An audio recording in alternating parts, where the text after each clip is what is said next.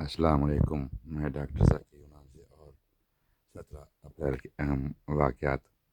17 April 1799 میں انگریزوں نے کرناٹک کے سری رنگاپٹم میں آخری بار محاصرہ کیا، جس کے بعد ان کی غداری کی وجہ سے ٹیپو سلطان شہید ہوئے۔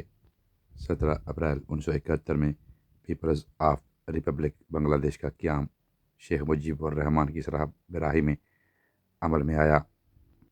17 اپریل 1953 میں پاکستانی وزیر اعظم خواجہ نظام الدین کی حکومت ملک غلام محمد نے تحلیل کر دی۔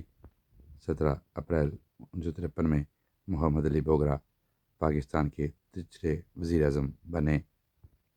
17 اپریل 1899 میں کلکتہ کو پن بجلی ملی۔ 17 اپریل 1941 میں برطانوی فوج عراق میں اتری تھی۔ 17 اپریل 1946 میں شام نے فرانس سے آزادی حاصل کی تھی۔ 17 اپریل 1975 میں ہندوستان کے دوسرے صدر رادھا کرشن کا انتقال ہوا۔ 17 اپریل 2004 میں اسرائیلی ہیلی کاپٹر سے میزائل حملہ میں حماس کے سربراہ عبدالعزیزی شہید ہو گئے۔ 17 اپریل 2012 میں شام میں تنازع میں 55 افراد ہلاک ہوئے۔ 17 اپریل 2008 میں ہندوستان اور برازیل کے درمیان 4 اہم سمجھوتوں پر دستخط کیے گئے۔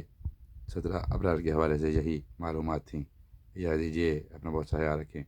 ٹیک کیئر، اللہ حافظ۔